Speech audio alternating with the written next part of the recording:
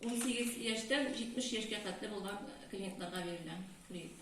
Ипотечный кредитларга тукталып китәм. Монда әйтеп киткәнчә, сельская ипотека дигән кредит чыкты бит инде безнең 2020 елдан январдан.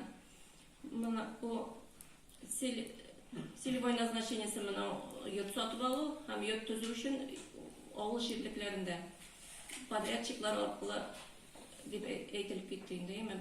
Шул условиялар инде Сбербанкта да ставкасы 3%-ка кадәр 25 елга хәтле бирелгән бу срок бу кредитның 3 миллион сумга хәтле суммасы.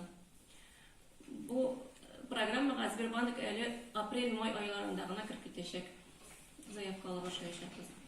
Шулай бездә 2 һәм аннан да күбрәк балалы семьялар өчен господдержка дигән программа бар инде. Аның процентный ставкасы 5%, там башлап первоначальный взносы 20%. Бу кредит 30 елга бирелә. Моның бер искәрмәсе бар. Соңгы баланың тууы 1 январь 2018-дән соң булырга тиеш инде. Шундый условия белән бирелә бу кредит.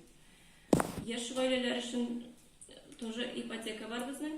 8,5%-тан башлап первоначальный взносы 10%. 30 елга хәтле бирелә. Бу кредит 35 яшь тума булырга тиеш. Аннан соң тагын безнең ипотека плюс материнский капитал дигән